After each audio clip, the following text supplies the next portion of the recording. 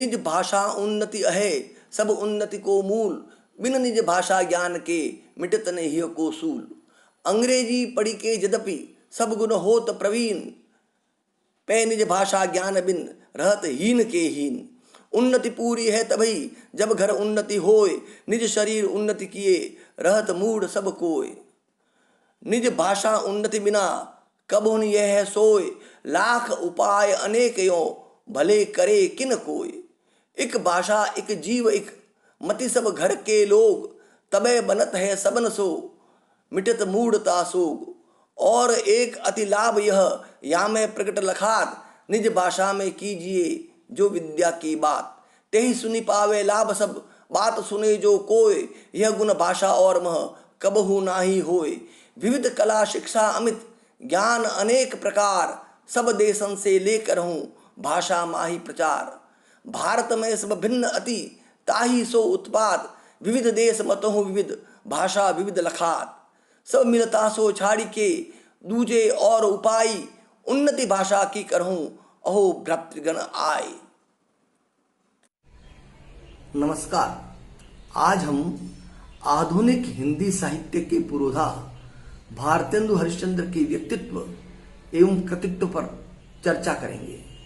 भारतेंदु हरिश्चंद्र का जन्म 9 सितंबर 1850 में काशी के एक प्रतिष्ठित वैश्य परिवार में हुआ। इनके पिता गोपाल चंद्र एक अच्छे कवि थे और गिरधर दास उपनाम से कविता लिखा करते थे। भारतेंदु का मूल नाम हरिश्चंद्र था और भारतेंदु उनकी उपाधि थी। 1857 में प्रथम भारतीय स्वतंत्रता संग्राम के समय उनकी आयु मात्र 7 वर्ष की होगी। ये दिन उनकी आंख खुलने के थे। भारतेंदु का कृतित्व साक्ष्य है कि उनकी आंखें एक बार खुली तो फिर बंद नहीं हुई। भारतेंदु के पूर्वज अंग्रेज भक्त थे, उनकी ही कृपा से धनवान हुए। इनकी 5 वर्ष की आयु में माता की मृत्यु हुई। पिता की मृत्यु इनकी 10 वर्ष की उम्र में हो गई। इस तरह माता पिता के सुख से भारतेंदु वंचित हो गए। बचपन में विमाता ने खूब सताया। शिक्षा की व्यवस्था प्रथा पालन के लिए होती रही। संवेदनशील व्यक्ति के नाते उनमें स्वतंत्र रूप से देखने, सोचने, समझने की आदत का विकास होने लगा। प्रिंस कॉलेज बनारस में प्रवेश लेकर कॉलेज आते जाते रहे, पर यहां से मन बार बार भागता रहा। स्मरण शक्ति तीव्र थी, ग्रहण क्षमता अद्भुत, इसलिए परीक्षाओं में उत्तीर्ण होते रहे। बनारस में उन दिनों अंग्रेजी पढ़े लिखे और प्रसिद्ध लेखक राजा शिव प्रसाद सितारे हिंद थे। भारतेंदु शिष्य भाव से उनके यहाँ जाते, उन्हीं से अंग्रेजी शिक्षा सीखी। स्वाध्याय से संस्कृत, मराठी, बंगला, गुजराती, पंजाबी, उर्दू भाषाएं सीख ली। भारतेंदु आधुनिक हिंदी साहित्य के साथ साथ हिंदी थिएटर के भी पितामह कहे जाते हैं। नव जागरण की मशाल थामने वाले भारतेंदु ने अपनी रचनाओं के जरिए गरीबी, गुलामी और शोषण के खिलाफ आवाज बुलंद की। गद्यकार, कवि, नाटककार, व्यंग्यकार और पत्रकार भारतेंदु ने बाल विबोधिनी पत्रिका, हरिश्चंद्र पत्रिका और कवि वचन सुधा पत्रिकाओं का संपादन किया। कवि वचन सुधा पत्रिका तो सिर्फ 18 वर्ष की उम्र में निकाली, जिसमें उस वक्त के बड़े बड़े विद्वानों की रचनाएं प्रकाशित होती थी। हिंदी में नाटकों की शुरुआत भारतेंदु हरिश्चंद्र से मानी जाती है। भारतेंदु के नाटक लिखने की शुरुआत बांग्ला के विद्या सुंदर नाटक के अनुवाद से हुई। खड़ी बोली में नाटक लिखकर भारतेंदु ने हिंदी नाटकों को नई दिशा दी। भारतेंदु के साहित्यिक योगदान के कारण 1857 से 1900 तक के काल को भारतेंदु युग के नाम से जाना जाता है। भारतेंदु रचित प्रमुख रचनाएं इस प्रकार है। नाटक वैदिकी हिंसा हिंसा न भवति, भारत दुर्दशा, सत्य हरिश्चंद्र, श्री चंद्रावली, नील देवी, अंधेर नगरी, काव्य कृतियां, भक्त सर्वस्व, प्रेम मालिका, प्रेम माधुरी, प्रेम तरंग, उत्तरार्ध भक्तमाल, प्रेम पलाप, गीत गोविंदानंद, होली, मधुमुकुल, राग संग्रह, वर्षा विनोद, विनय प्रेम पचासा, फूलों का गुच्छा, प्रेम फुलवारी और कृष्ण चरित्र।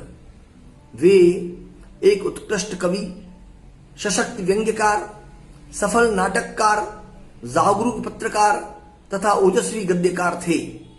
इसके अलावा वे लेखक, कवि, संपादक, निबंधकार एवं कुशल वक्ता भी थे। भारतेंदु जी ने मात्रा और गुणवत्ता की दृष्टि से इतना लिखा कि उनका समूचा रचना कर्म पथ प्रदर्शक बन गया। अपनी देशभक्ति के कारण राजभक्ति प्रकट करते हुए भी उन्हें अंग्रेजी हुकूमत का कोपभाजन बनना पड़ा।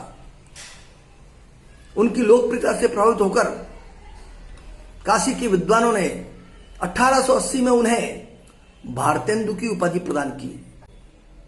हिंदी साहित्य को भारतेंदु की देन भाषा तथा साहित्य दोनों ही क्षेत्रों में है। भाषा के क्षेत्र में उन्होंने खड़ी बोली के उस रूप को प्रतिष्ठित किया जो उर्दू से भिन्न है और हिंदी क्षेत्र की बोलियों का रस लेकर संवर्धित हुआ है। साहित्य सेवा के साथ साथ भारतेंदु जी समाज सेवा भी करते रहे।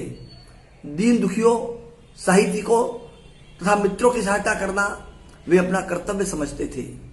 भारतेंदु जी की यह विशेषता रही कि जहां उन्होंने ईश्वर भक्ति आदि प्राचीन विषयों पर कविता लिखी, वहां उन्होंने समाज सुधार, राष्ट्र प्रेम आदि नवीन विषयों को भी अपनाया।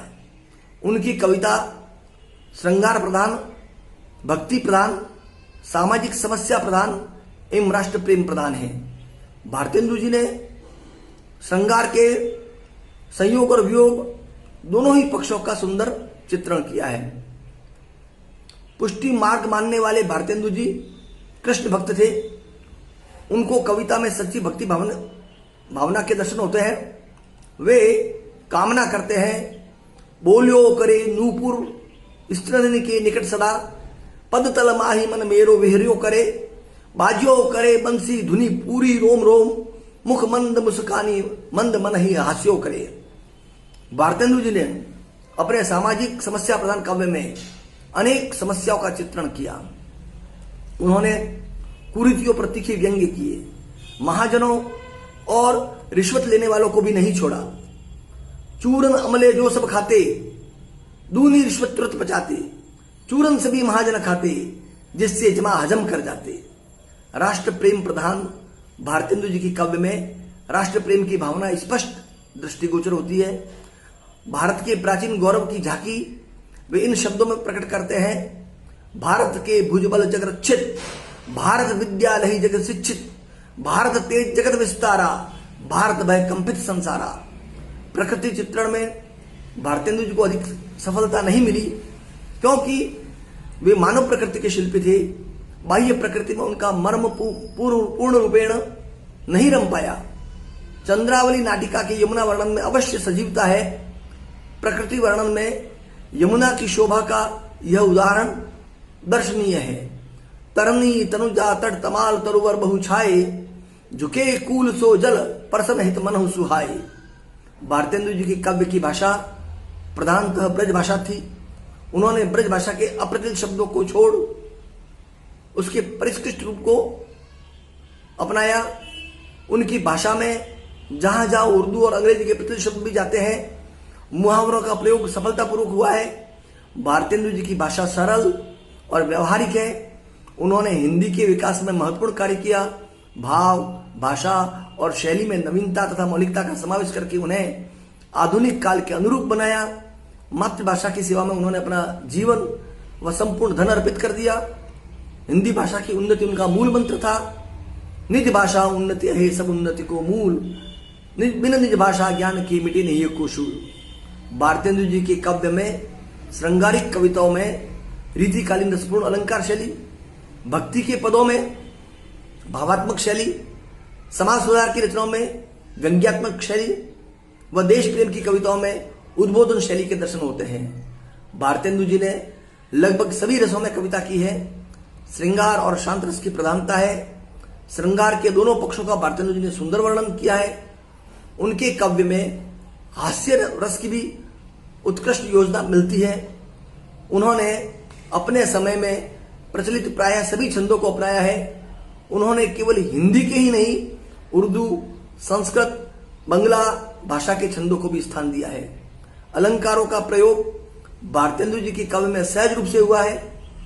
हिंदी को न्यायालयों की भाषा बनाने हेतु उन्होंने कहा, यदि हिंदी अदालत की भाषा हो जाए तो सम्मन पहुंचाने के लिए 2-4 आने कौन देगा, और साधारण सी अर्जी लिखवाने के लिए कोई रुपया 8 आने क्यों देगा। तब पढ़ने वालों को यह अवसर कहां मिलेगा कि गवाही के सम्मन को गिरफ्तारी का वारंट बता दे। सभी सभ्य देशों की अदालतों में उनके नागरिकों की बोली और लिपि का प्रयोग किया जाता है। अपनी इन्हीं विशेषताओं के कारण भारतेंदु हिंदी साहित्य आकाश के एक देदीप्यमान नक्षत्र बन गए और उनका युग भारतेंदु युग के नाम से प्रसिद्ध हुआ। 6 जनवरी 1885 को सिर्फ 34 वर्ष 4 माह की उम्र में उन्होंने चिर विदाई ले ली। निस्संदेह वे आधुनिक हिंदी साहित्य के युग पुरोधा थे। प्रिय श्रोताओं, भारतेंदु हरिश्चंद्र की रचनाओं का आप अध्ययन करें, आनंद लें और उनमें युग को बदलने की जो क्षमता थी उस क्षमता को जाने, पहचाने। धन्यवाद, नमस्कार।